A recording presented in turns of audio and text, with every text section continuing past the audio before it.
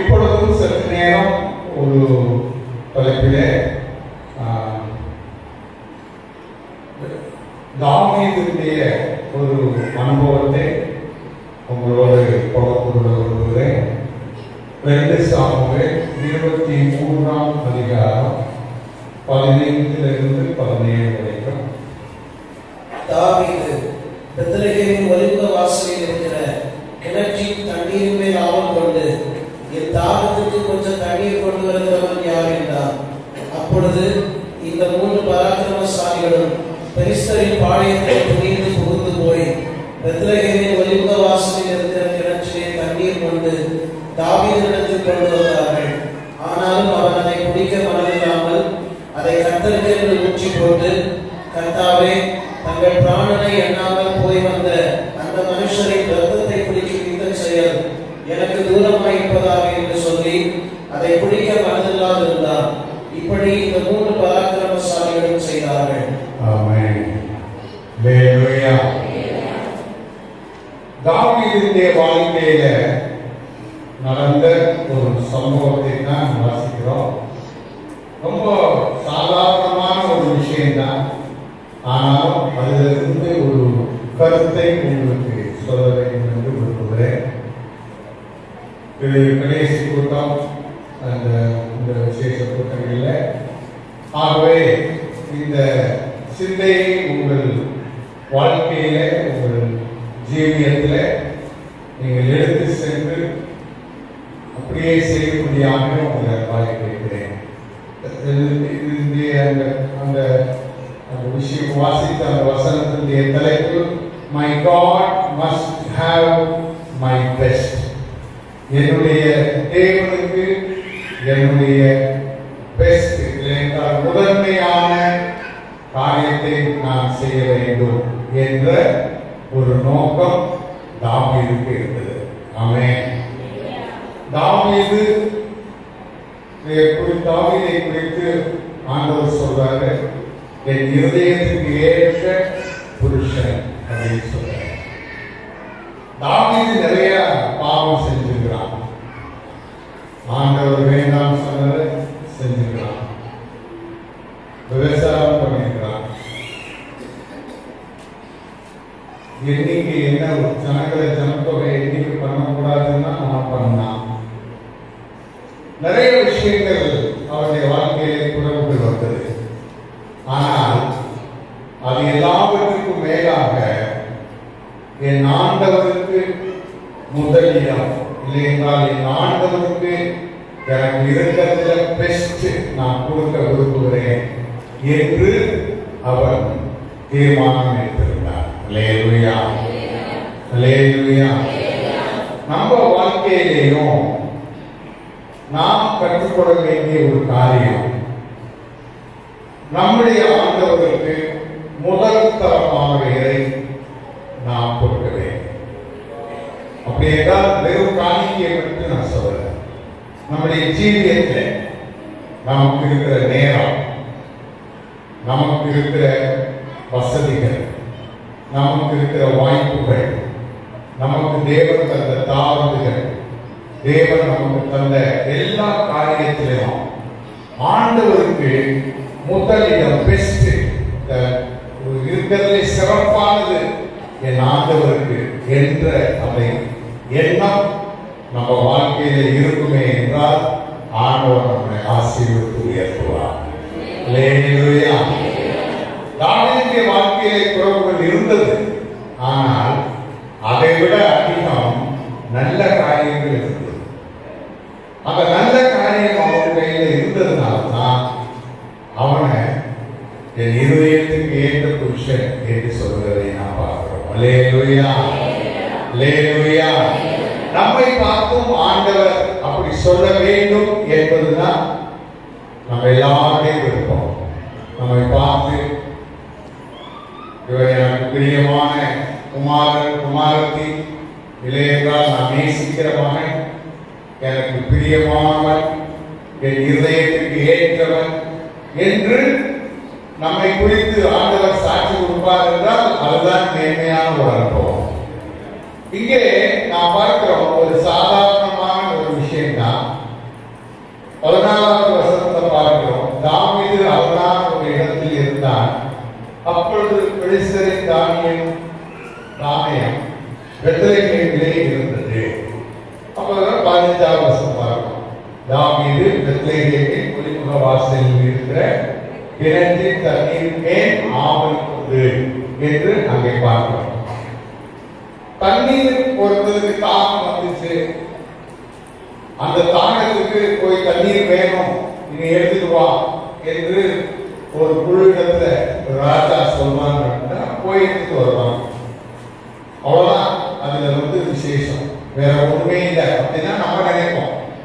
ஆனா அதுல ஆண்டவரை எப்படி அவன் மகிமைப்படுத்தினான், எப்படி ஆண்டவருக்கு பிரியமானதை அவன் செய்தான் என்பதுதான் அங்க கவனிக்க வேண்டிய விஷயம். அல்லேலூயா. அவன் நிறைய கூட அந்த மாதிரி பெத்லகேமில அந்த அந்த ஊற்றின் தண்ணீரை, அந்த அழகான நல்ல சுத்தமான நல்ல ஃப்ரெஷ்ஷா இருக்கிற அந்த தண்ணீரை பலமுறை அவன் குடித்திருக்கிறான். ஆனா இந்த முறை பரிசுத்த ஆவியானவர் அதை நமக்கு பிரயோஜனமாக எழுதியிருக்கிறார். அல்லேலூயா. ஏன் அப்படி செய்தான்? என்ன செய்தான்? அவன் தண்ணீர் தாகமா இருக்குது, போய் எனக்கு கிடைச்சா நல்லா இருக்கும் அப்படின்னு சொல்றான். 3 பராக்கிரமசாலின்னு சொல்றாங்க, நாங்க போயிட்டு வரோம்.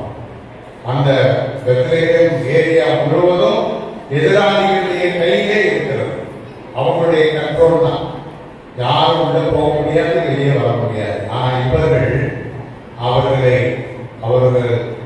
அவர்களை கண்ணில் மண்ணை தூவிட்டு அவங்க போய் தைரியமாக அந்த தண்ணீரை எடுத்து கொண்டு வந்து தாவீது எடுத்து கொடுக்கிறார்.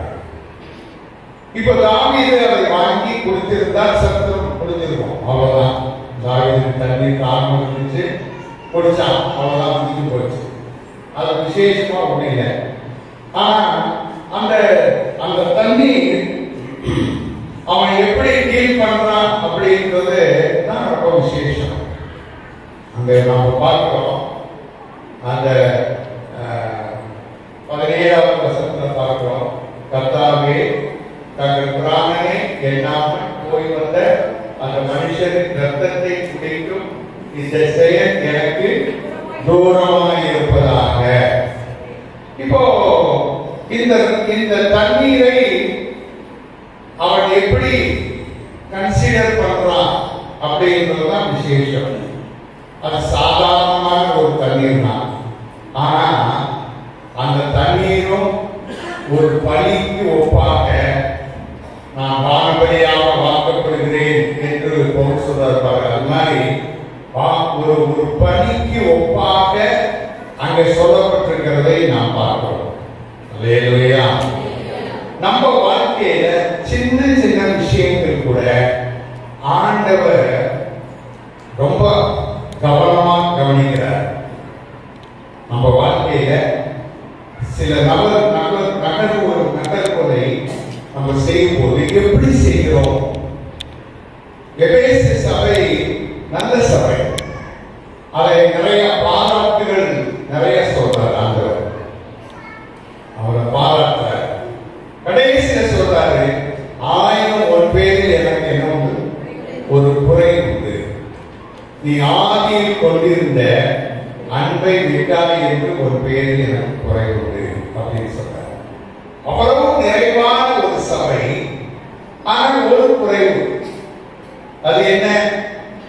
நீ ஆதியில் கொண்டிருந்த அன்பு. அது ஒரு டிரான்ஸ்லேஷன்ல சொல்லுது, இப்படி சொல்லியிருக்குது, you left the first kind of love அப்படின்னு சொல்லு. முதல் தரமான அன்பை நீ இழந்தாய். நம்ம நினைப்போம் ஆதியில் கொண்டிருந்த அன்புனா ஒரு 10 வருஷத்துக்கு முன்னாடி கொண்டிருந்த அன்பு, இல்லைன்னா நம்ம ரட்சிக்கப்பட்ட போது இருந்த அன்பு, அபிஷேகம் பெற்றுக் கொள்ற போது இருந்த அன்பு இப்ப குறைஞ்சிருச்சு அப்படின்னா ஆண்டவர் சொல்றாரு. இல்ல, முதல் தரமான அன்பை நீ பகிர்ந்து கொள்ளல அப்படின்னு தான் ஆண்டவர் சொல்றாரு. சொல்லுவோம், நீங்க நம்ம எல்லாரும் ஆண்டவரை நேசிக்கிறோம். அதுல சந்தேகமே இல்லை. இன்னைக்கு ஆண்டவரை நேசித்ததுனாலதான் இன்னைக்கு வந்தீங்க. 3 நாளுக்கு கூட நடந்துச்சு, 4வது நாள் கூட முடிஞ்சு, ஞாயிற்றுக்கிழமை 6வது முடிஞ்சு, இனிமேல் கொஞ்சம் ரெஸ்ட் எடுக்கலாம். நாளைக்கு வேலைக்கு போகணும், குடும்பத்தை கவனிக்கணும், 4 நாளா துணி வைக்கணும், பாத்திரங்களோட பாத்திரம் கழுவ வேண்டிய அவசியம் இல்லையோ, இங்கே சாப்பிட்டதுனால. அப்போ இப்படி பல காரியங்களை சொல்லி வீட்டிலே இருந்திருக்கலாம். நான் இன்னைக்கு பாஸ்டர் பேசிட்டு இருந்தேன், எப்படி சண்டே ஈவினிங் நம்ம இல்லைன்னா நம்ம தமிழ்நாட்டு இந்த கன்னியாகுமரியில முழுவதும் ஈவினிங் சர்வீஸ் நடக்குதா, இல்லைன்னா அப்படி நடக்குமா, இல்லைன்னா நீங்க மட்டும்தான் வச்சிருக்கீங்களா அப்படின்னு கேட்குறது. ஏன்னு கேட்டா கேரளா பேஸ் சர்ச்சஸ்ல பாத்தீங்கன்னா ஞாயிற்றுக்கிழமை மத்தியானத்தோடு எல்லா கூட்டமும் முடிஞ்சிடும். அன்னைக்கு ஒரு விசேஷ சாப்பாடுலாம் கொடுத்து அனுப்பிட்டாங்கன்னா அவ்வளோதான், படம் முடிஞ்சு போச்சு கன்வென்ஷன். பாஸ்டர் சாயந்தரம் ட்ரெயின் பிடிச்சி ஊருக்கு போகிறப்ப வசதியா இருக்கும்.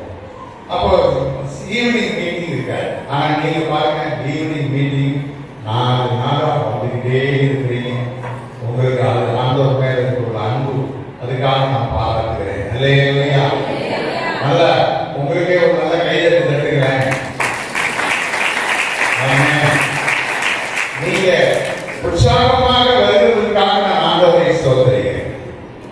அப்போ உங்களுக்கு அன்பு இல்லாம இல்லை. ஆனால் கேள்வி என்ன அப்படின்னா, முதல் தரமான அன்பு உங்களுக்கு இருக்குதா? முதல் தரமான அன்பு. கணவன் மனைவி உறவுல கணவன் விரும்புறது, என் மனைவி என்னைய பூரணமா நேசிக்கணும். அதே போல மனைவி புருஷனிடத்தில் எதிர்பார்க்கிறது, அவங்க சம்பளம் எதிர்பார்க்கிறாங்க, மற்ற காரியங்களை எதிர்பார்க்கிறாங்க, சப்போர்ட் எதிர்பார்க்கிறாங்க, ஓகே. ஆனா அதை விட மேலாக அவங்க முதல் தரமான அன்பை உங்களோடு பகிர்ந்து கொள்ளணும். அப்படி என்று அதைத்தான் நீங்க ரொம்ப விரும்புறீங்க. ஒரு கணவன் சொல்ற, ஏமா உனக்கு சாப்பாடு வேண்டியது வாங்கி போறேன், குடும்பத்துக்கு வேண்டியது வாங்கி போறேன், என் பிள்ளைங்களுக்கு வேண்டியது எல்லாம் வாங்கி கொடுக்குறேன், ஒரு குறைதான் நான் பார்க்கிறேன். ஆனா இந்த முதலாம் அன்பு, இல்லை எனக்கு இந்த டயத்துக்கு வரணும், இல்ல ஒன்னே தான் நான் நேசிக்கணும், இப்படி மட்டும் நீங்க என்ன செய்யக்கூடாது, எதிர்பார்க்க கூடாதுன்னா எந்த பொங்கலையாவது அது நல்லது தான், நீ சோறு மட்டும் வாங்கி போடுறது போதும் அப்படின்னு சொல்லுவாங்க. மாட்டாங்க. எல்லாத்தையுமே கொடுத்தாலும் அந்த முதல் தரமான அன்பை, கணவன் மனைவிக்குரிய அந்த அன்பை நீங்க கொடுக்கலைன்னா உங்க உறவு கொஞ்ச நாள்ல உறவு அப்படியே பிறவு பண்ணுறோம். இதே போலதான் ஆண்டவருக்கு நமக்கும் இருக்கிற அந்த தொடர்பு. ஆண்டவர் நம்மிடத்தை எதிர்பார்க்கிறது முதல் தரமான அன்பு. உடனே சொல்லுங்க, அந்த முதல் தரமான அன்பு. முதலாவது தேவனுடைய ராஜ்யத்தையும் அவருடைய நீதியையும் தேடுங்கள். முதலாவது. அப்ப முதல் தரமான அன்பை நீங்கள் ஆண்டவருக்கு கொடுக்கிறீர்களா என்பதுதான் இப்போ உள்ள கேள்வி. இந்த தாவீது ஆண்டவருக்கு முதல் தரமான காரியத்தை அவர் செய்கிறதை நாம் பார்க்கிறோம். அது சாதாரண தண்ணீர் தான். அந்த தண்ணீரை அவன் வாங்கி குடிச்சிருக்கலாம், இல்லைன்னா கொஞ்சம் குடிச்சிட்டு மீதிய அங்க ஆண்டவருக்கு ஊற்றி விட்டுருக்கலாம், இல்லைன்னா வேற எத்தனையோ காரியங்கள் ஆண்டவருக்கு அவன் செஞ்சிருக்கலாம்.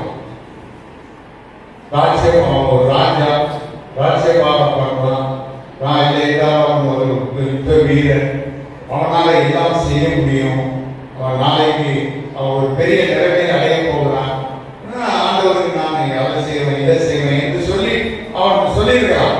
ஆனால் இந்த விஷயத்துல ஒரு சாதாரணமான ஒரு காரியம், அது என்ன என்றால் அந்த குடிக்க வேண்டிய தண்ணீரை அவன் வான பலியாக ஆண்டவருக்கு ஊற்றிவிட்டார். அல்லேலூயா, அல்லேலூயா. அப்போ சின்ன விஷயம்தான், ஆனா ஆண்டவர் பார்வையில அது விசேஷ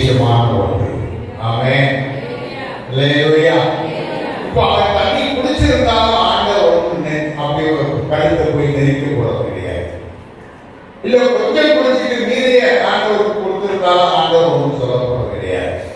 ஆனா அவன் அவ்வளவு தாகமாய் இருந்து இவர்கள் 3 பேர் போய் அதை எடுத்துக்கொண்டு வந்து கொடுத்த பின்பும் அதை குடிக்காமல், அது அவங்களுடைய இரத்தத்திற்கு, அந்த மனுஷரின் இரத்தத்தை குடிக்கும் இந்த செயல் எனக்கு தூரமாய் இருப்பதாக என்று சொல்லி அதை குடிக்க மனதில்லாததுதான் இப்படி அந்த 3 பராக்கிரமசாலிகள் செய்தார். அல்லேலூயா, ஆமென், அல்லேலூயா. அதைதான் நாம் இங்கே பார்க்கிறோம். சின்ன விஷயம், ஆனா ஒரு பெரிய அட்டெம்ப்ட், ஒரு பெரிய தியாகம் அதில் அடங்கியிருக்கிறது. தனக்கு இருந்த அந்த தாகத்தை அவன் பொருட்படுத்தாமல், இந்த தண்ணீர் வெறும் தண்ணீர் அல்ல, இந்த 3 பேரும் தங்களுடைய இரத்தத்தை அதை பலியாக, இல்லையென்றால் அதை சவாலாக, என் வார்த்தையை சவாலாக எடுத்துக்கொண்டு அவர்களுடைய உயிரை பணயம் வைத்து அதை கொண்டு வந்தபடியினாலே நான் இதை ஆண்டவர் சமூகத்திலே நான் ஊற்றிவிடப் போகிறேன். ஏனென்றால் the best is for God. முதல் தரமானது என் ஆண்டவருக்கே உரியது. அல்லேலூயா, அல்லேலூயா. சாதாரணமான விஷயம்.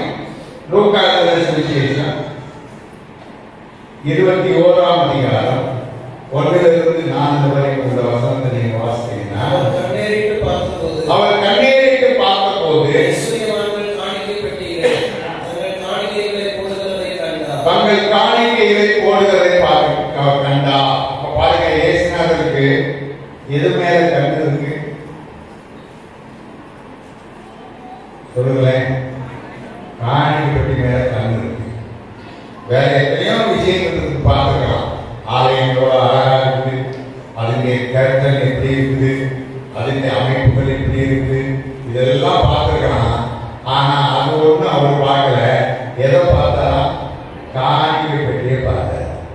காணிக்கை மேல அந்த ஈர்ப்பு அல்ல, யாரு எப்படி காணிக்கை செலுத்துறாங்கன்றத ஆண்டவர் பார்க்கிறார். அல்லேலூயா, ஆமென், அல்லேலூயா. நீங்களும் இப்ப காணிக்கை எல்லாம் போட்டீங்க, நாங்க இங்க உட்கார்ந்ததுனால உங்களை பார்க்க முடியும். ஆனா ஆண்டவர் உங்களை பார்த்திருக்கிறார். அல்லேலூயா, அல்லேலூயா. அதை எப்படி அதை ஆண்டவர் எடுத்துக்கிறார் என்பதுதான் விஷயம். இங்க பார்க்கிறோம், ஐஸ்வர்யவான்கள் கொண்டு வந்து அதை போட்டார்கள். ஒரு ஏழை விதவை 2 காசை போடுகிறதையும் கண்டு இந்த ஏழை விதவை மற்ற எல்லாரையும் பார்க்கிலும் அதிகமாய் போட்டார். அல்லேலூயா. அந்த ஸ்திரீ 2 காசு போட்டால் என்பதனால நிறைய பேர் சொல்றாங்க, சில்லறையா போட்டா ஆண்டவர் பிரியமா இருக்கும். இருக்கிறதுலயே சின்ன காசா போடுறோம் காணிக்கையில, ரொம்ப போட்டா பெருமைன்னு அர்த்தம். அதனால காணிக்கை போய் வரும்போது எதை போடுங்க? சின்ன காசு. இப்போ எல்லாம் சின்ன காசுலாம் க்ளோஸ் ஆயிடுச்சு. இப்போ இருக்கிறதுலே 10 ரூபா காயின் தான் சின்ன காசு. 5 ரூபா காயின். சில சமயம் இந்த காணிக்கை பைய என்றவங்களுக்கு தெரியும், அங்க போட்டிருக்கிற அந்த நோட்டுகளை கடையில கொண்டு போய் கொடுத்தா, போய் இதெல்லாம் செல்லாத போய் அப்படின்னு சொல்றாங்க. அந்த அளவுக்கு கிழிச்சு இதை யூஸ் பண்ண முடியாதுன்னு சொல்லும் போது காணிக்கை பைய போட்டுக்குவோம். சும்மா இருக்காது, வாசி அவர் போய் பேங்க்ல மாற்றி அப்படின்ற எண்ணம்.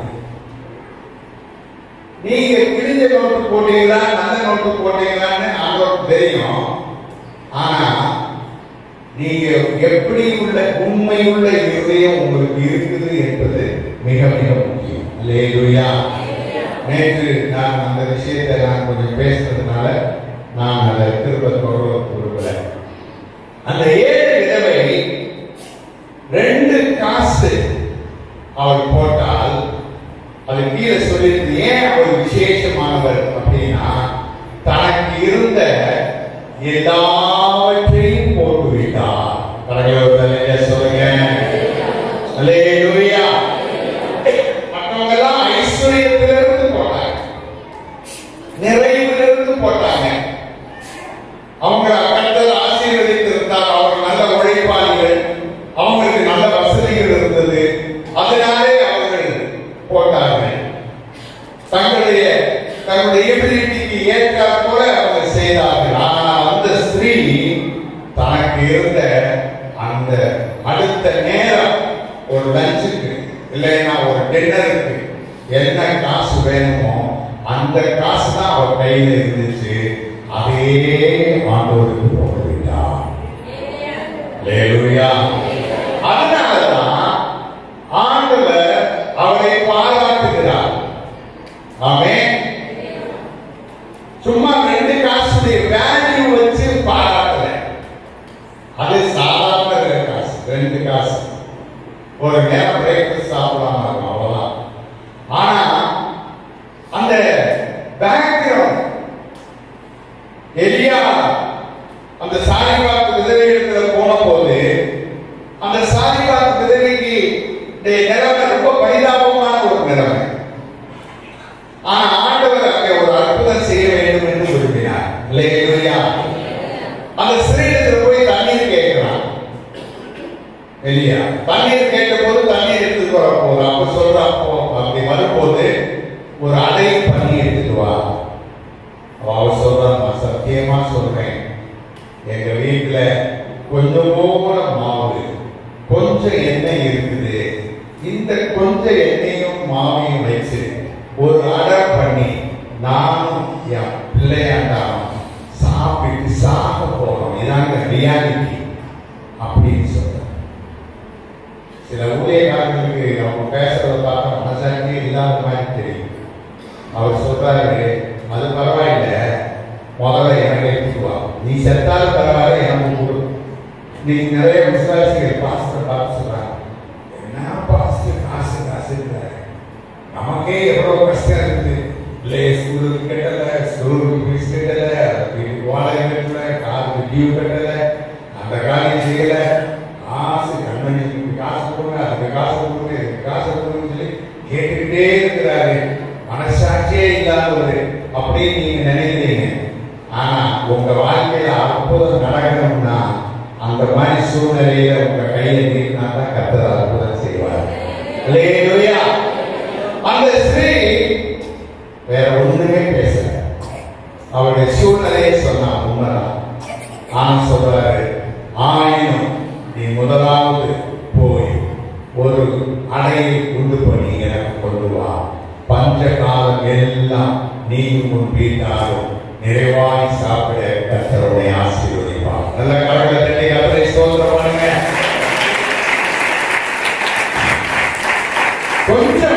கொஞ்சம் மாவுதான், கொஞ்சம் எண்ணெய் தான். நிறைய பேர் வீட்டுல அதுக்கு மேல இருந்திருக்கும். ஆனா ஆண்டவர் அங்கேதான் அனுப்பல. ஏன் கேட்டா, இந்த சகோதரிக்கு இதான் கடைசி சாப்பாடு அந்த குடும்பத்துல.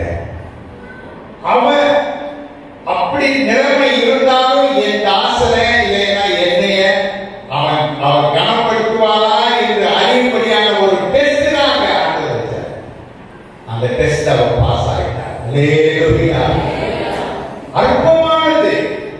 ஒரு நேரம் போது சாப்பிடும், 2 காசு இல்லைன்னா ஒரு அடை. ஆனா அதையும் நீங்க உண்மையா ஆண்டவருக்கு செய்யும் போது ஆண்டவர் உங்களை ஆசீர்வதித்து உயர்த்துகிறார். அல்லேலூயா. இந்த சின்ன விஷயத்துக்கு ஆண்டவருக்கு ஆசீர்வாதம். ஆமா, ஒரு பக்தர் சொல்றாரு, நீங்க பரலோகத்துக்கு போனா உங்களுக்கு ஆச்சரியமா இருக்குமா? எப்படி இருக்கும் அப்படின்னா, நிறைய பிரதிபலன் கிடைக்குமா உங்களுக்கு. அப்போ கேட்பீங்க, ஆண்டவரே என்ன இவ்வளவு பிரதிபலன் எனக்கு தந்திருக்கீங்க அப்படின்னு. இல்ல, உன்னுடைய தான தர்மம், உன்னுடைய ஜபம், உன்னுடைய ஊழியத்துக்கு கொடுக்கிறது, உன்னுடைய ஜப வாழ்க்கை, உன்னுடைய பைபிள் வாசிப்பு, உன்னுடைய தியானம், உன்னுடைய பரிசுத்தம், இது எல்லாத்துக்கும் சேர்த்து நான் உனக்கு கொடுத்துருக்கிறேன் அப்படின்னு சொல்லும்போது உங்களுக்கு மனசுல தோணுமா, இப்படி தெரிஞ்சிருந்தா இன்னும் கொஞ்சம் கூட செஞ்சிருக்கலாமோ, இன்னும் கொஞ்சம் கூட நம்ம ஊழியம் செஞ்சிருக்கலாமோ, இன்னும் கொஞ்சம் கூட தியானம் பண்ணியிருக்கலாமோ, இன்னும் கொஞ்சம் கூட ஊழியத்திற்கு நம்மை அர்ப்பணித்திருக்கலாமோ என்று என்ன தோணும்? அல்லேலூயா, ஆமென். ஆண்டவர் உங்களுக்கு அந்த ஷார்ட் நியூஸ் வச்சிருக்கார். என்னன்னு கேட்டா பிரதிபலன் வாரி வழங்க போறார். அல்லேலூயா. எத்தனை பேர் விசுவாசிக்கிறீங்க? ஆமென். நீங்க கொடுக்கிற சின்ன விஷயம், ஒருவேளை உங்க வாழ்க்கை ரொம்ப ஒரு வேலை, ஒரு வீட்டுல வேலை செய்யறீங்க, இல்லைன்னா ஒரு ஃபேக்டரியில வேலை செய்யறீங்க, பிள்ளைங்களை கவனிக்கணும், குடும்பத்தை கவனிக்கணும், காலையில செய்யணும், வசதிகள் இல்லை, வாய்ப்புகள் இல்லை, கொஞ்ச நேரம் தான் இருக்கு. அந்த நேரத்துல நீங்க செடிக்க ஓடுறீங்க, சகோதரமாக கூடுறீங்க, ஓடுறீங்க, சக விஷயமா ஓடுறீங்க, தேடுறீங்க, ஆத்மாலயம் பண்றீங்க. இப்படி கொஞ்ச நேரத்தை நீங்க ஆண்டவருக்கு கொடுக்கிறது, ஆண்டவர் அதை உங்களுக்கு கணப்படுத்துகிறார். அல்லேலூயா. கொஞ்ச நேரம், கொஞ்சம் பணம், கொஞ்சம் உங்களுக்கு உள்ளது, அதை நீங்க ஆண்டவருக்கு கொடுக்கும் போது ஆண்டவர் அதை மிக கணக்குரியதாக கருதுகிறார். அல்லேலூயா. இப்போ இந்த சகோதரிகள் விதவையானாலும் சரி, இங்கே உள்ள விதவையானாலும் சரி, தனக்கு இருந்ததை அவர்கள் கொடுத்தார்கள் என்று நாம் பார்க்கிறோம். அப்ப நம்ம நினைக்கிறது, இந்த சாதாரண தண்ணீருக்கு இதுக்கு என்னருக்கு இவ்வளவு பெரிய பாலிடிக்ஸ் பேசணும், இவ்வளவு பெரிய விஷயம் ஏன் பேசணும் அப்படின்னா, அது விலையேற பெற்றதாக தாவீது கருதுகிறார். அல்லேலூயா. இது சாதாரண தண்ணீர் தான், ஆனா சாதாரண தண்ணீரா அவன் பார்க்கல. எப்படி பார்த்தாங்க? கர்த்தாவே, தங்கள் பிராணனை எண்ணாமல் போய் வந்த இந்த மனுஷரின் ரத்தத்தை, அப்போ அந்த தண்ணீரை அவன் எப்படி பார்த்தான்? ரத்தமாக பார்த்தான். It is valuable. ஆண்டவர் நமக்காக கல்வாரி சிலுவையிலே சம்பாதித்த அந்த ரட்சிப்பு, அவர் சிந்தின ரத்தம் சாதாரணமானதல்ல, அது விலையேறப்பட்டது. அல்லேலூயா. அழிந்து போகிற பொன் வெள்ளியினால் நீங்கள் மீட்கப்படாமல் விலையேறப்பட்ட அவருடைய ரத்தத்தால் நீங்கள் மீட்கப்பட்டீர்கள். ஆமென். அல்லேலூயா. இயேசு நம்மை நேசித்தது, இல்லையா? பிதா நம்மை நேசித்தது சாதாரணமானதல்ல. நீங்க யோசிச்சு பாருங்க, இந்த ரட்சிப்பின் செய்தியை சொல்வதற்கு, இல்லைன்னா இந்த ரட்சிப்புக்காக மதிக்கும்படியாக ஒரு நபரை அனுப்ப வேண்டும் என்று ஆண்டவர் தீர்மானித்த போது மிகாவேலை அனுப்பியிருக்கலாம், இல்லை என்றால் காபிரியேலை அனுப்பியிருந்திருக்கலாம். தூதர்கள் நிறைய பேர் இருக்காங்க, அவர்களை யாரையாவது நீங்க போய் அவங்களை பார்த்து இந்த செய்தியை சொல்லிட்டு வாங்கன்னு அனுப்பியிருக்கலாம். ஆனா அனுப்பல. அதற்கு பதிலாக தம்முடைய சொந்த குமாரனை நமக்காக அனுப்பி அவருடைய இரத்தத்தை சிந்தி இந்த வெளியேறப்பெற்ற மீட்பை நமக்கு தந்திருக்கிறார். என்ன சொல்லுங்க? சாதாரண மீட்பாக நீங்க நினைக்கலாம், ஆனா வெளியேறப்பெற்ற அந்த ரத்தம், அது எந்த பொருளோடு ஒப்பிட முடியாதது. பொன்னோ வெள்ளியோ அல்ல, வெளியேறப்பட்ட ரத்தம். அல்லேலூயா. வெளியேறப்பட்ட ரத்தத்தை ஊற்றி கொடுத்த இயேசுவுக்கு நான் என் வாழ்க்கையில இருக்கிற முதல் தரமானதை கொடுக்க நான் ஆவலாய் இருக்கிறேன், ஆயத்தமாய் இருக்கிறேன் என்று ஒரு தீர்மானம் நீங்க எடுத்துட்டீங்கன்னா உங்க வாழ்க்கையில ஒரு பெரிய மாறுதலாக இருக்கும். அல்லேலூயா. முதல் தரமானது ஆண்டவருக்கு என்கிற தீர்மானத்துக்கு நீங்க வரணும். நான் நேற்று சொல்ல போல என் வாழ்க்கையில பல தீர்மானங்கள் எடுக்க உதவி செஞ்சிருக்கிறாரு பொருளாதாரத்தை. அதுல ஒன்று, the best is for God. முதல் தரமானது ஆண்டவருக்கு. அதுக்கு பிறகுதான் மற்றதெல்லாம். ஆமென். அல்லேலூயா. என்னுடைய வாழ்க்கையில் எனக்கு 3 பிள்ளைங்க. 3 பேரும் ஆண்டவருடைய ஊழியத்தை செய்யறாங்க. அவங்க அந்த படிப்பு காரியங்களை முடிச்சு என்ன செயல்பட்டு வரும்போது அவங்க என்ன செய்யணும் அப்படின்னு அவர்கள் தீர்மானிக்க வேண்டிய நேரம் வந்த போது அவங்களை கொடுத்து ஒரு சோதரப்பட்ட தீர்க்க தரிசனங்கள் வார்த்தைகளை நான் மையமாக வச்சு சொன்னேன். ஆண்டவர் உன்னை ஊழியத்துக்கு அழைச்சிருக்கிறாரு. நீ ஊழியத்துக்கு நீ ஒப்பு கொடுத்து ஊழியத்துக்கு போனா உனக்கு மேன்மை, இல்லைன்னா எங்க போனாலும் ஆண்டவர் உன்னைய கொண்டு வந்துருவார். இல்லையா? என் 3வது பையன் 2வது நர்சிங் படிச்சா, ஆனாலும் அவன் மறுபடியும் அவருடைய ஊழிய காலத்தை கல்யாணம். என் பையன் 3வது பையன் அவன் சின்ன வயசுலேயே கிரிக்கெட் அடிக்கிறார். தமிழ்நாடு ஸ்டேட்டுக்கு வேண்டி ரெஞ்சி பிளேயரா அவன் விளையாண்டான். பேங்குக்கு பெரிய பெரிய கம்பெனிகளுக்கு வேண்டி அவன் விளையாண்டான். சின்ன வயசுலேயே நல்ல சம்பளம் வாங்கினான். எல்லாம் இருந்தது. ஆனா ஒரு டைம் வந்த போது ஆண்டவர் அவனத்துல பேசினாரு, நீ ஊழியத்துக்கு ஒப்புக்கணும், நீ ஊழியத்துக்கு உன்னை நான் அழைச்சிருக்கிறேன் என்று அவர் பேசினார். எனக்கு என்ன பாப்பா செய்யறது? நீ ஒப்புக்கொடு, ஆண்டவர் உன்னை அழைச்சாருன்னா நீ ஒப்புக்கொடு, சொல்லு ஆண்டவர்கிட்ட எனக்கு அதுக்குரிய வழிகளை திறந்துருக்கப்பா அப்படின்னு சொல்லி நீ ஜெபி, ஆண்டவர் உன்னை அதுக்கு ஏற்ற மாதிரி நடத்துவார். அவன் ஜெபித்தான். ஒரு 1-2 வருஷங்கள் நடந்தது. அதற்கு பின்பாக ஒரு அமெரிக்காவில் உள்ள ஒரு பைபிள் ஸ்கூல்ல படிக்கிறதுக்கு ஒரு வாய்ப்பு கிடைத்தது. எனக்கு நிறைய கஷ்டம் அது போறதுக்கு, ஆனா அவனுக்கு இலக்குமாவே கிடைத்தது. என்ன செய்யறதுன்னா, இப்ப கிடைக்கும் போதே போயிட்டோ அப்படின்னு சொன்னேன். போனா படிச்சான். அங்க ஒரு சபையோடு டைப்பானா. இப்போ டாலஸ் பட்டணத்துல அமெரிக்காவில் ஒரு தமிழ் சபைக்கு பாஸ்டரா இருக்கிறான். அல்லேலூயா, அல்லேலூயா. ஆண்டவர் வழிதான் பெஸ்ட் வழி. ஆமென். நீங்க என்னெல்லாம் செஞ்சாலும் சரி, யோனா மாதிரி ஆண்டவரோடு நீங்க மண்ணு கட்டலாம், ஆனா நீங்க ஜெயிக்க மாட்டீங்க, ஆண்டவர் தான் ஜெயிப்பார். அல்லேலூயா. யோனா அவனுக்கு கிருபையை ஆண்டவர் நிறைய தந்தார். ஆனா அந்த கிருபையை அவன் என்ன செஞ்சான்? போக்கடித்தான் அப்படின்னு வசனம். அவன் ஆண்டவருடைய கிருபையை அவன் என்ன செய்யலாம்? போக்கடித்தான் அப்படிங்கிறது. எப்படி போக்கடித்தான்? ஆண்டவர் நினிவேக்கு போன்னு சொன்ன போது அவன் எங்க போனான்? தர்சீசுக்கு போனான். பாருங்களேன், தர்சீசுக்கு போகணும்னு நினைச்ச உடனேயே போர்க்கு வந்தா அங்க எந்த வண்டி நிக்குது?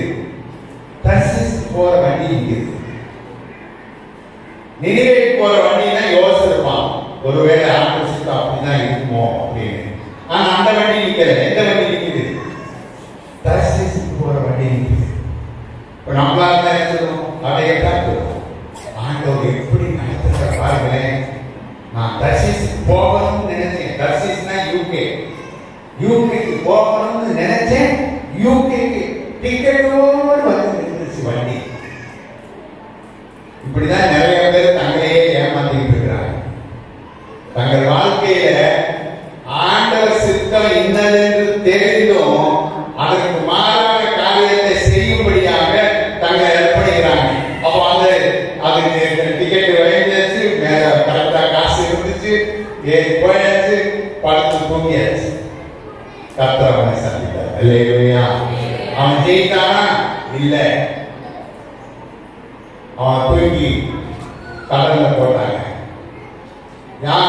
அந்த மீன் அவனை முழுங்கிட்டு, அந்த மீனுக்கு அந்த கேடு பாருங்க, 3 நாள் ஒன்னும் சாப்பிட முடியல. எல்லாம் அப்படியே அவஸ்தாயிடுச்சு.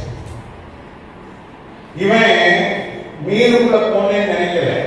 இவன் ஜெபிக்கிறான். கீழே இருந்து, பாதாளத்தில் இருந்து நான் உன்னை கூப்பிடுகிறேன். அப்போ வயிறு எப்படி இருந்தது? 360 டிகிரி அந்த சூடு. அவன் நினைச்சு ஐயோ நம்ம பாதாளத்துக்கு போயிட்டோம், விழுந்து ஒட்டுது, கடல் பாசி என்னை சூழ்ந்து கொண்டது. பாருங்களேன், கப்பல்ல போய் தூங்குனவன் கடல்ல போய் ஜெபிக்கிறான். நீ நல்லா இருக்கும் போது ஜெபிக்கிறேன்னா கர்த்தர் உன்னைய கடல்ல கொண்டு போய் போடுவார். இல்லையா?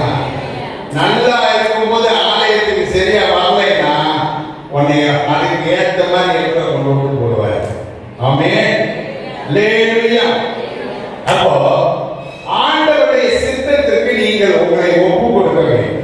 ஆமென். அதான் மெயின் விஷயம். அல்லேலூயா. அங்கே நாம் பார்க்கிறோம், அவன் தனக்கு இருக்கிறதுல பெஸ்ட் கொடுக்கணும்னு அவன் விரும்பினான். அதே 1 சாமுவேல் 24 அதிகாரம் 24வது வசனம், 24 அதிகாரம் 24வது வசனம்.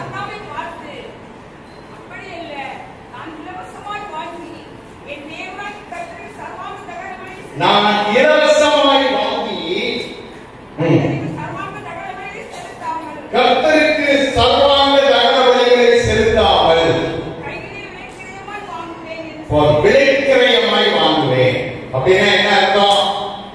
இலவசமா வாங்கி ஊழியத்தை நடத்துறது இல்லைன்னா ஊழியத்தை செய்கிறது, ஊழியத்துக்கு கொடுக்கிறது என்பது தியாகம் அல்ல. ஆமென். இன்னைக்கு நிறைய பேர் என்ன நினைக்கிறாங்க, மற்றவங்க வசூல் பண்ணி அதை செஞ்சிடலாம், நம்ம காசு போடாம செலவழிக்காம நம்ம கை நினையாம எல்லார் கையும் நினைச்சிருவோம் அப்படின்னு நினைக்கிறாங்க.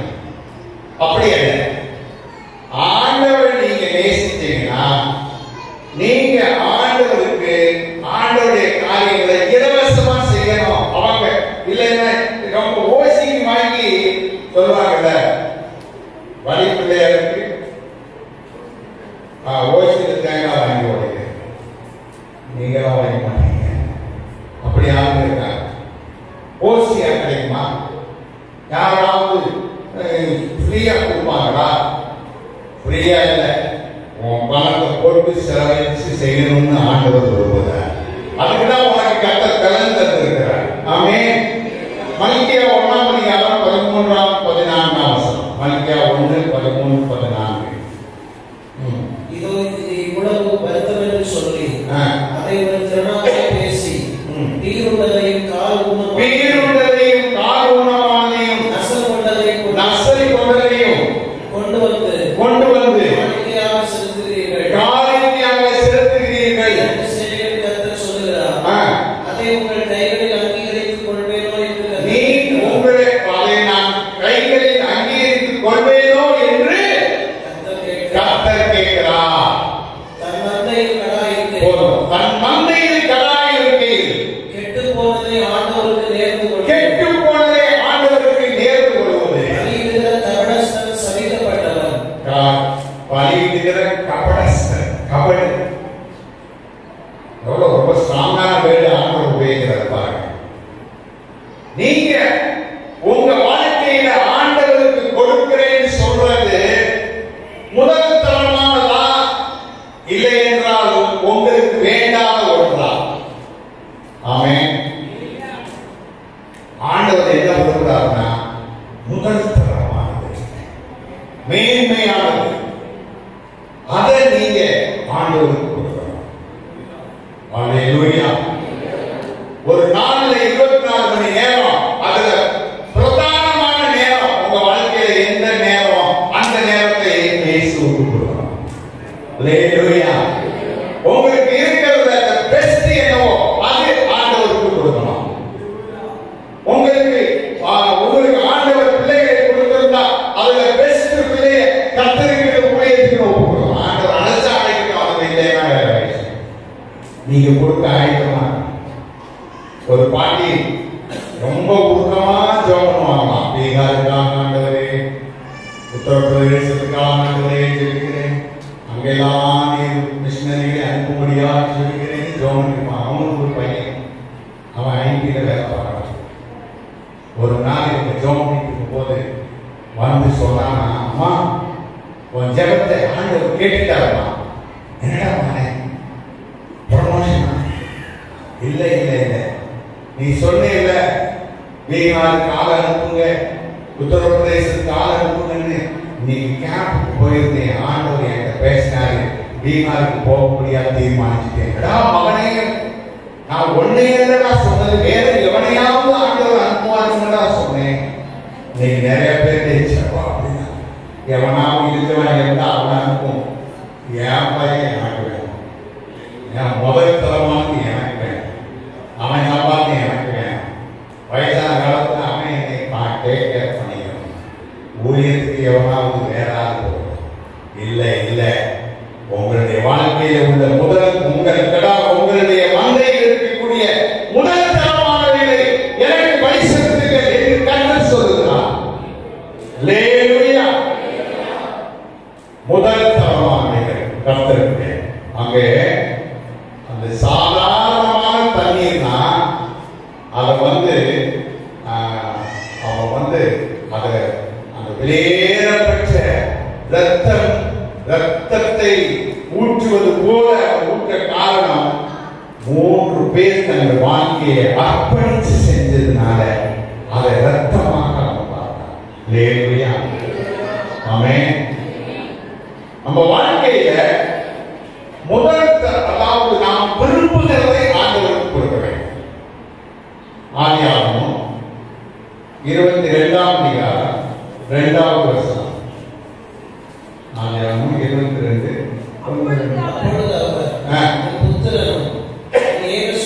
ஆண்டவர் சொல்றார், உன் பையனை கொண்டு போய் பலி செலுத்து அப்படின்னா ஆபிரகாம் இஸ்மாவேலை கொண்டு போய் பலி செலுத்து. அவனும் மன்னினானே. இஸ்மாவேலை பலி செலுத்துறது ஈஸி. ஆனா ரொம்ப தெளிவா ஆண்டவர் சொல்றார், வாசிங்க. உன் புத்திரனும் உன் ஏகசுதன், வாக்குத்தத்தத்தின் பையன் ஏகசுதனும் உன் நேசகுமாரன், நீ நேசிக்கிற உன்னுடைய மகன் குமாரனும் ஈசாக்கை நீ இப்பொழுது அழைத்துக் கொண்டு மோரியா தேசத்துக்கு போய் அங்கே நான் உனக்கு குறித்து மலைகள் ஒன்றின் மேல் அவனை தகனபலியாக. அல்லேலூயா. ஆண்டவர் சோதிக்கிறார். இதுக்கு முன்னால ஆபிரகாம் குழந்தை பிறக்கிறதுக்கு முன்னால, ஈசாக்கு பிறக்கிறதுக்கு முன்னால காலையில எந்திப்பாரு, அப்படியே வாக்கிங் போவாரு, ஆண்டவரோடு கூட நடப்பாரு, நல்லா ஜெபம் பண்ணுவாரு. இப்படி நிறைய விஷயங்கள். கெஸ்ட்டுங்க வந்தா நல்ல உதவிகரமான ஆடுகள் மாடுகள் எல்லாம் அடிச்சு நல்லா ரொட்டியெல்லாம் பண்ணி கொண்டு போய் கொடுப்பாரு. இப்படி எல்லாம் பண்ணிட்டு இருந்தாரு. இந்த பிள்ளை பிறந்த பிறகு வாக்கிங்கும் போவது இல்லை, ஆண்டவரோடு நடக்கிறதும் இல்லை. காலையில் எதிர்க்கும் போதே என்ன சொல்லிதான் எண்ணிக்கிறான், ஈசாக்கு தூணேராசி, என் மகனே, என் பிரியமான மகனே அப்படின்னு சொல்லிதான் காலையிலே எண்ணிக்கிறாரு. ஜெபம் மறந்து போச்சு, ஆண்டவரோடு நடக்கணும்ன்றது மறந்து போச்சு. இப்போ அவன் ஜீவனெல்லாம் யார் மேலதான் இருக்குது? ஈசாக்கு மேல. ஆண்டவருக்கு சந்தேகம் வந்துச்சு, இவன் உண்மையிலேயே என்னை நேசிக்கிறானா இல்ல பாவலா பண்றானா அப்படின்னு தீர்மானிக்கணும்னு தீர்மானிச்சார். அதனால சொல்றாரு, உன்னுடைய குமாரனும் உன் நேசகுமாரனும் உன் ஏக சுதனும் ஆகிய உன் மகனை அழைத்து கொண்டு போய் நான் காண்பிக்கிற அந்த தேசத்துல அந்த மலையில போய் அவனை என்ன செய்ய பலி செலுத்து. எவ்வளவு கடினமான ஒரு காரியம். ஆனாலும் தாவீது ஆபிரகாம் தைரியப்படுத்திக் கொண்டார். ஆண்டவர் எனக்கு உதவி செய்வார், ஆண்டவர் சொன்னதை நான் செய்யணும், இப்போ நான் ப்ரூவ் பண்ணணும், நான் உண்மையிலேயே ஆண்டவரை நேசிக்கிறேன் என்பதற்கு எனக்கு ஒரு சோதனை டெஸ்ட் வச்சிருக்கிறார் ஆண்டவர். அந்த டெஸ்ட்ல அவன் பாஸ் பண்ணிட்டான். அல்லேலூயா. மகன் கேட்கிறான், பிரயாணப்பட்டு மேல ஏறி போயிட்டு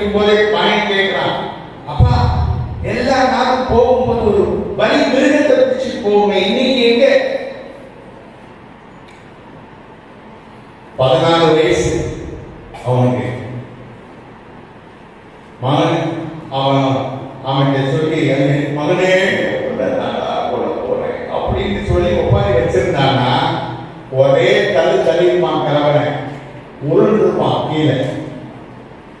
ஆனா மனசு அப்படி கண்ட்ரோல் பண்ணிட்டு சொல்றான், யெகோவா ஈரே, கர்த்தருடைய பர்வதத்திலே பார்த்து கொள்ளப்படும். அல்லேலூயா, அல்லேலூயா. அதுதான் உண்மையான அந்த தெய்வீக அன்பை வெளிப்படுத்துவது. கர்த்தர் சொல்லிவிட்டார். பலிபீடத்தை கேட்டான், விரல்களை அழைக்கிறான், இவனை கெட்டி அது மேல கிடத்தினான். என்னங்கிறது இன்னும் பதில் வரல, அப்படிலாம் பார்க்கல. அடுத்து கத்தி எடுத்து ஓங்கினான். இன்னும் ஒரு மினிட் லேட்டா இருந்தா கட்டியிருக்கோம். அல்லேலூயா. ஆபிரகாம் ஆண்டவர் வச்ச டெஸ்ட்ல பாஸ் ஆயிட்டார். இப்ப சொல்றார் ஆண்டவர், இப்பொழுது நான் அறிந்திருக்கிறேன், நீ எனக்கு பயப்படுது. நல்ல கணக்கு தட்டி கத்தரை ஸ்தோத்திரம் பண்ணுங்க. அல்லேலூயா. நம்ம வாழ்க்கையில நம்ம அப்படிதான் அர்ப்பணிக்கணும்னு ஆண்டவர் விரும்புறார். ரோமருக்கு 12ஆம் அதிகாரம் 1ஆவது வசனம். ரோமர் 12. சகோதரரே, நீங்கள் உங்கள் சரீரங்களை பரிசுத்தமும் தேவனுக்கு பிரியமுமான உங்கள் சரீரங்களை பரிசுத்தமும் தேவனுக்கு பிரியமான ஜீவ பலியாக ஒப்புக் கொடுக்க வேண்டும் என்று தேவனுடைய இரக்கங்களை முன்னிட்டு உங்களை வேண்டிக் கொள்கிறேன். இதுவே நீங்கள் செய்யத்தக்க புத்தியுள்ள உங்க ஆராதனை புத்தியுள்ள ஆராதனையா இருக்கணும்னா உங்கள் சரீரங்களை நீங்க ஒப்புக் கொடுக்கணும். 1ஆம் நூற்றாண்டிலே நாஸ்திசம் என்கிற ஒரு கொள்கைக்காரர் இருந்தாங்க. அவங்க சொன்னாங்க, ஆவியும் ஆத்மாவும் கர்த்தருடையது, சரீரம் உங்களுடையது. அதனால நீங்க ரட்சிக்கப்பட்டா போதும், சரீரம் எப்படி இருக்கு நீங்க கவலைப்பட வேண்டாம். இந்த சரீரத்தில் நீங்க செய்கிற பாவம், குடிக்கிற குடி, இல்ல வெடிக்கிற வெறி, இல்ல என்ன பாவங்கள், இது ஒன்றும் விஷயமே அல்ல அப்படின்னு போதித்து வந்தாங்க. அவங்களுக்கு கண்டித்து உணர்த்தும்படியாகத்தான் பவுல் ரோமாபுரியில் உள்ள சபையில் சொல்றாரு, உங்கள் சரீரங்களை நீங்கள் ஜீவனுள்ள பலியாக ஒப்புக் கொடுக்க வேண்டும் என்று ஆண்டவர் விரும்புகிறார். அல்லேலூயா. அப்படி என்றால் நம்முடைய சரீரம், நம்ம எல்லாமே ஆண்டவர், நம்முடைய ஆவி, ஆத்மா, சரீரம், இது மூன்றுமே ஆண்டவருக்கு சமர்ப்பணம் செய்யும். அல்லேலூயா. நான் ஒவ்வொரு நாளும் காலையில் எழுந்து ஜெபத்தை ஆரம்பிக்கும் போது நான் இப்படி ஜெபிக்கிறேன், ஆண்டவரே, என் ஆவி, என் ஆத்மா, சரீரம் எல்லாம் உமக்கு சமர்ப்பிக்கிறேன். இன்றைக்கு நான் என்னுடைய ஒவ்வொரு மூவும் உங்களுடைய நாம மகிமைக்காக இருக்கணும். அப்படி என்று ஒரு சமர்ப்பணம் நம்ம வாழ்க்கையில வேண்டும் என்று ஆண்டவர். அல்லேலூயா, அல்லேலூயா. அதைத்தான் நாம் அங்கே பார்க்கிறோம். அதை என்ன செய்யலாம்? 14ஆவது வசனம். அப்பொழுது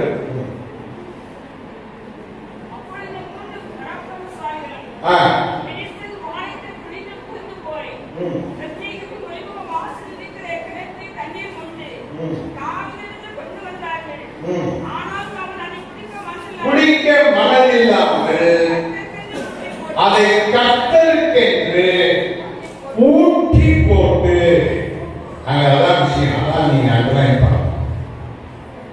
தண்ணீர்னா அது ரத்தமா மாறிச்சுன்னா வசனம் சொல்ல. அவன் அதை பார்த்த போது அப்படி யோசிச்சான், இது சாதாரண தண்ணீர் அல்ல, இது அந்த 3 பேருடைய ரத்தம். அல்லேலூயா. அந்த ரத்தத்துக்கு நான் கணக்கு கொடுக்கணும். ஆகவே இந்த ரத்தத்தை நான் குடிக்க மாட்டேன், மாறாக அதை நான் என்ன செய்ய போகிறேன்? கர்த்தருக்கென்று ஊற்றி விட போகிறேன். அல்லேலூயா. சாதாரண ஒரு தண்ணீரை தேவனுக்கு பிரியமான பலியாக எப்படி மாற்றுவது என்று இங்கே நாம் பார்க்கிறோம். அல்லேலூயா. பெரிய மாடு இல்ல, ஆடு இல்ல,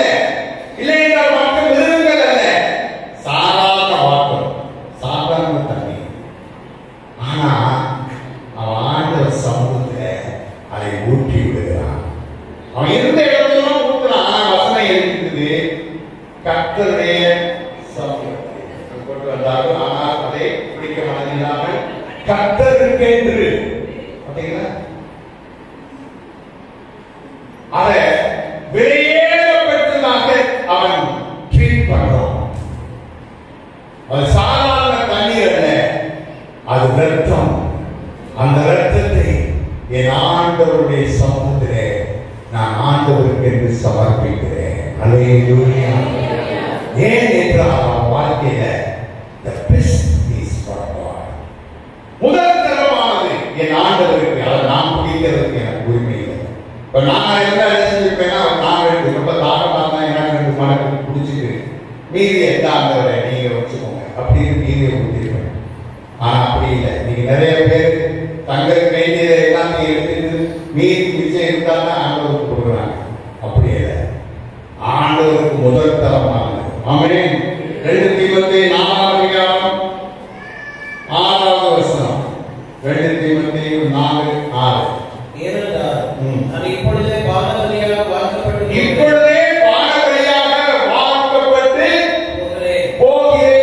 நான் தேகத்தை விட்டு பிரியும் காலம் வந்தது. பிரியும் காலம் வந்தது.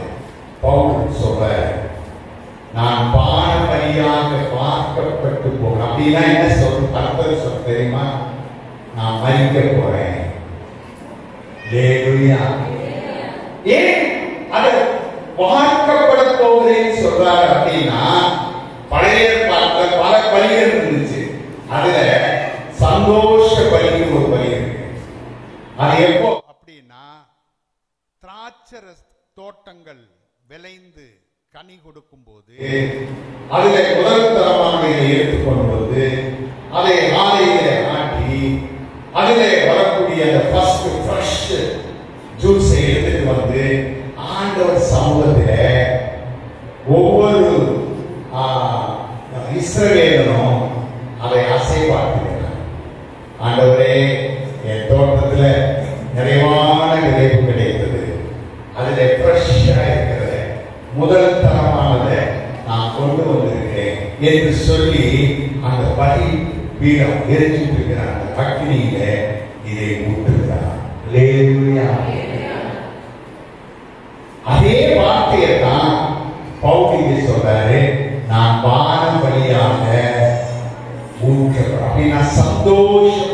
நான் மறிக்கிறத, நான் மறிக்க போறேன், நீங்களாம் உங்களோடு இருக்கிறீங்க, மறந்துடுவீங்க, நான் நடந்துருக்கேன், நான் புறமேட்டு இருக்கிறேன் அப்படின்னா ஒண்ணு இல்லை. சந்தோஷ வழியாக என் ஆண்டவருக்காக நான் ஊற்றப்பட போகிறேன். அல்லேலூயா. மறிப்பதையும் அதை ஒரு சவாலாக, ஒரு பிரிவிலேஜாக அவன் எடுக்கிறதை நாம் பார்க்கிறோம். அது ஒரு தோல்வியாக இருக்கிறது. ஒரு சந்தோஷமான, ஒரு சந்தோஷ பலியாக நான் வாக்கப்பட போகிறேன் என்று அங்கே சொல்வதை பார்க்கிறோம். 1 கொரிந்தியர் 6ஆம் அதிகாரம் 19வது 20வது வசனம். உங்கள் சரீரமானது நீங்கள் தேவனாலே பெற்றும் உங்களில் தங்கியும் இருக்கிற பரிசுத்த ஆவியுடைய ஆலயமாய் இருக்கிறது என்றும், உங்கள் சரீரம் பரிசுத்த ஆவியுடைய ஆலயம் என்றும், நீங்கள் உங்களுடையவர்கள் அல்ல என்றும் அறியீர்களா?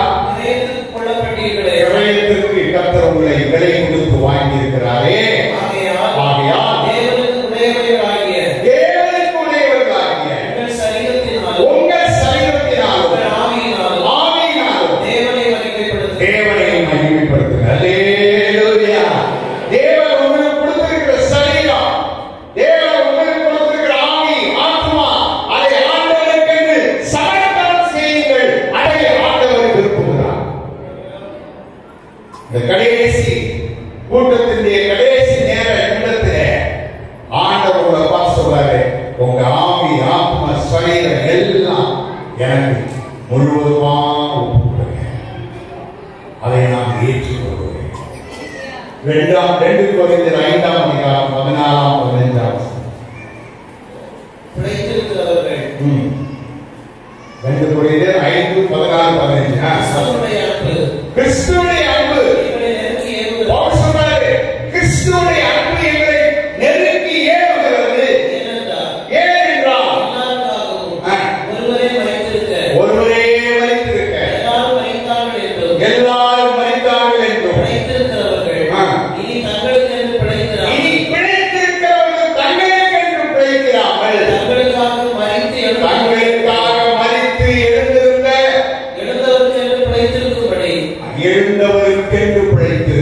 நீங்க பிழைத்திருக்கிறீங்க. உங்களுக்கு ஒரு ஜீவனை கற்றுக் கொடுத்திருக்கிறார், உங்களுக்கு ஒரு குடும்பத்தை தந்திருக்கிறார், ஒரு சபையை தந்திருக்கிறார், ஒரு ஊழியத்தை தந்திருக்கிறார். எதற்காக என்றால் நமக்காக மரித்து பிழைத்திருக்கிற உயிரோடு இருக்கிற அந்த இயேசுவின் நாம மகிமைக்காக வாழும்படியாக ஜீவிக்கும்படியாக உங்களை அர்ப்பணிக்கிறேன். அல்லேலூயா. சாதாரண தண்ணீர் தான், ஆனா தாவீது அதை ஒரு இரத்தமாக பார்க்கிறான். அதை நான் குடிக்க கூடாது, அதை ஆண்டவர் சமூகத்தில் ஊற்றி விடணும். எனக்கு தாகம் இருக்குது, சரிதான். எனக்கு அது வேணும், சரிதான். நான் பலமுறை அதை குடிச்சிருக்கிறேன், தாகம் தீர்ந்து இருக்கிறது. ஆனால் இந்த முறை அது அப்படி இல்லை. அதை இரத்தமாக பார்க்கிறேன். அந்த இரத்தம் என் ஆண்டவருடைய சமூகத்திலே ஊற்றப்பட வேண்டும். அது எனக்கு அவசியம், அத்தியாவசியம். ஆனால் அதை என் ஆண்டவருக்காக ஊற்றிவிடப் போகிறேன். அந்த தீர்மானம் தான் தாவீதை உயர்த்தி வச்சு ஆண்டவராக பார்க்கிறேன். சாதாரண தண்ணீரை ஒரு ஆராதனையாக மாற்றிவிட்டார். உங்க வாழ்க்கையில ஆண்டவர் கொடுத்திருக்கிற கொஞ்ச நேரம், கொஞ்சம் பணம், கொஞ்சம் தாமத்துகள், கிருபைகள், வரங்கள் எதுவா இருந்தாலும் நீங்க அதை ஆண்டவருக்கு என்று சமர்ப்பணம் செய்கிறீர்கள் என்றால் உங்க வாழ்க்கையில ஆண்டவரோட உயர்த்தி வைத்து அழைப்பார். எல்லாரும் கணக்கில்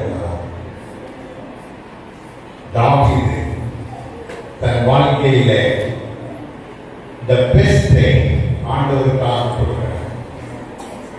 உங்க வாழ்க்கையில எது பெஸ்ட்? நீங்க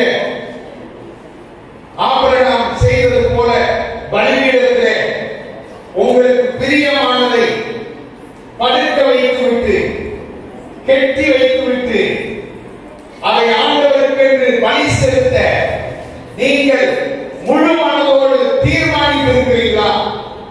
ஆண்டவரே, இந்த விஷயம் என் வாழ்க்கையில ரொம்ப முக்கியமான இடம், ஆனா அதை நான் உனக்கு ஒப்புக் கொடுக்கிறேன். என் பிள்ளையை நான் ஒப்புக் கொடுக்கிறேன், என் கணவனை ஒப்புக் கொடுக்கிறேன், எனக்கு பிரியமான இந்த சொத்தை ஒப்புக் கொடுக்கிறேன், இந்த ஐஸ்வர்யத்தை நான் ஒப்புக் கொடுக்கிறேன். எதுவா இருந்தாலும் நான் ஆண்டவருக்கு நன்மையானதை, அவருக்கு பிரியமானதை நான் செய்ய என்னை அர்ப்பணிக்கிறேன். ஆண்டவரே, அப்படியே எல்லாரும் இருந்திருக்கலாம். அல்லேலூயா. உங்களுடைய நேரம் முடிகிறது. எல்லாம் இருந்திருந்து ஒரு தீர்மானம் இருக்கலாம். இந்த வருஷத்துக்கு இந்த கன்வென்ஷன் கடைசி நேரத்தில் இருக்கலாம். ஆண்டவர் இந்த கடைசி நேரத்திலே நம்மோடு பேசிட்டு இருக்கிறார். உங்க வாழ்க்கையில இருக்கிற பெஸ்ட ஆண்டவருக்கு கொடுக்க நீங்க ஆயத்தமா இருக்கிறீங்களா? அது ஒரு வேலை நேரமா இருக்கலாம், ஒரு ஜெபமா இருக்கலாம், ஒரு சமர்ப்பணமா இருக்கலாம், ஒரு ஒப்பு கொடுத்தலா இருக்கலாம். எதுவா இருந்தாலும் ஒப்பு கொடுக்கிறேன் ஆண்டவரே அப்படின்னு சொல்றோம். அப்படியே கரங்களை உயர்த்துங்க, ரெண்டு கரத்தையும் உயர்த்தி ஆண்டவரே என்னை ஒப்பு கொடுக்கிறேன். என் ஆவி, ஆத்மா, சரீரம் எல்லாம் நல்லா நல்லா நல்லா நல்லா எல்லாரும் கரங்களை உயர்த்துங்க. சிஸ்டர்ஸ், பிரதர்ஸ், யங்ஸ்டர்ஸ், ஆமென். எல்லாம் கரங்களை உயர்த்தி அப்படியே ஆண்டவரே என்னை அர்ப்பணிக்கிறேன். அப்பா, என்னை முற்றிலுமாய் ஒப்பு கொடுக்கிறேன் ஐயா. இந்த கன்வென்ஷன்ல ஆண்டவரே நீர் என்னோடு பேசியிருக்கிறேன். எனக்குள்ள அந்த பெஸ்ட் நான் உங்களுக்கு கொடுக்கிறேன் ஆண்டவரே. ஆண்டவரே எல்லாமே உங்களுடைய நாமம் மகிமைக்காக